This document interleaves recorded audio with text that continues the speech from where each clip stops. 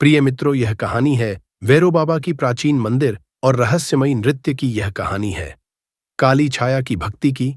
बहुत समय पहले की बात है। कालकुंड नाम का गांव, जो जंगलों के बीच स्थित था, गांव के केंद्र में एक प्राचीन विशाल भैरवनाथ मंदिर था, जिसमें वैरो बाबा की प्राचीन मूर्ति स्थापित थी।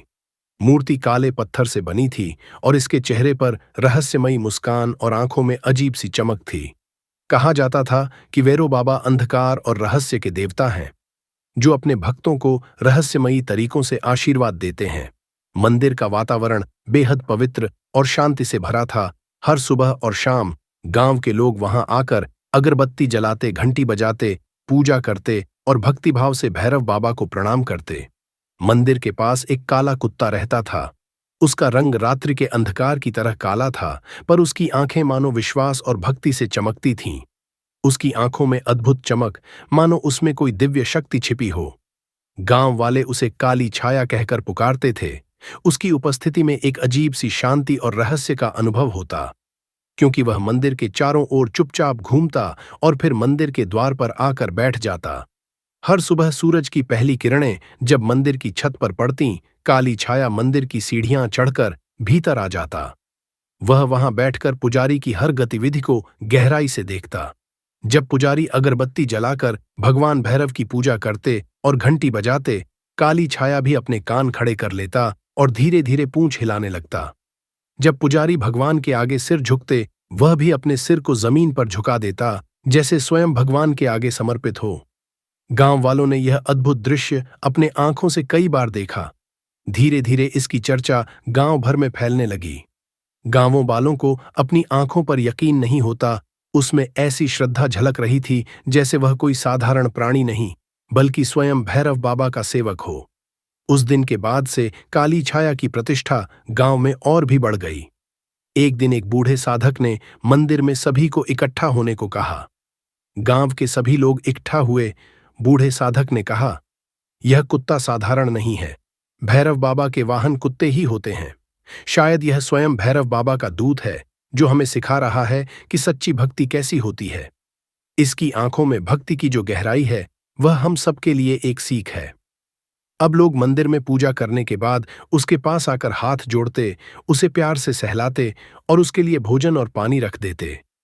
वह जब भी मंदिर आता, उसकी पूंछ धीरे धीरे हिलती, जैसे कोई भजन की लहरों पर थिरक रहा हो।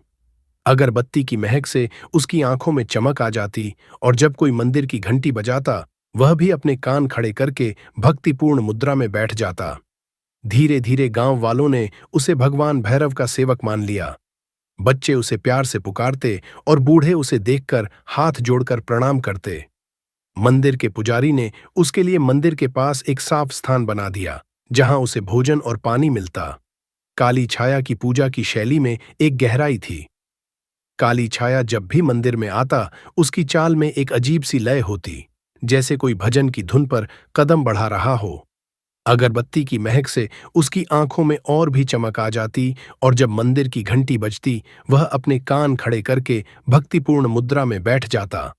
समय के साथ गांव में यह मान्यता बन गई कि काली छाया केवल एक कुत्ता नहीं, बल्कि भैरव बाबा का सेवक है, जो उन्हें सिखाने आया है कि सच्ची भक्ति करने के लिए कोई बड़ा मंदिर, कोई भाषा या धन की जरूरत नहीं।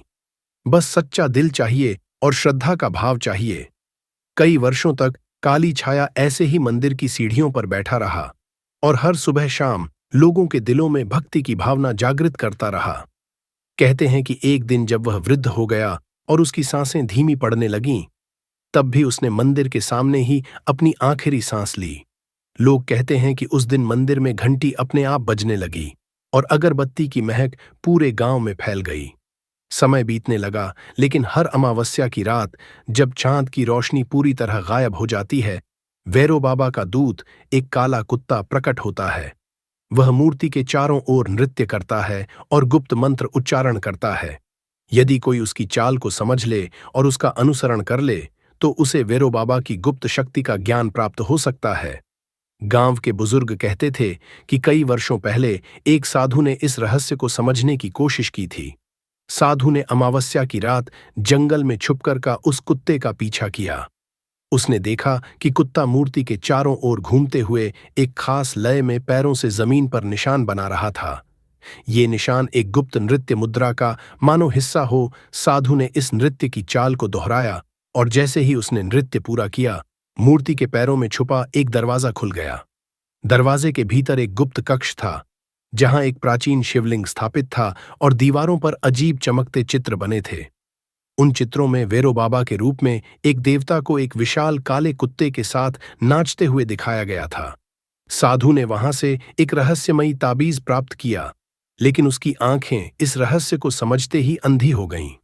गांव वालों का कहना है कि वह साधु जब तक जीवित रहा, अंधकार में ही रहा, लेकिन उसे वेरो बाबा के गुप्त ज्ञान की शक्ति मानो प्राप्त हो गई थी। इसके बाद से किसी ने भी उस गुप्त दरवाजे और कुत्ते के नृत्य को समझने की कोशिश नहीं की। गांव वाले हर अमावस्या को पूजा करते, मूर्ति के सामने दीपक जलाते और कुत्ते का स्वागत करते। वे जानते थे कि कुत्ता केवल वेरो बाबा का दूत नहीं, बल्कि रहस्यों का रक्षक है। उसका नृत्य एक पहेली है, जिसका हल केवल उन लोगों को मिलेगा जो अंधकार में प्रकाश देख सकते हैं। काली छाया की भक्ति ने गांव वालों को यह सिखाया कि ईश्वर की भक्ति करने के लिए न कोई भाषा जरूरी है, न कोई बड़ा मंदिर। केवल सच्चा दिल चाहिए और श्रद्धा का भाव चाहिए। इसलिए आज भी जब गांव के लोग भैरव बाबा की पूजा करते हैं, वे कहते हैं, भक्ति में जो सच्चाई और निश्चलता काली छाया में थी, वैसी ही भक्ति हम सब में होनी चाहिए।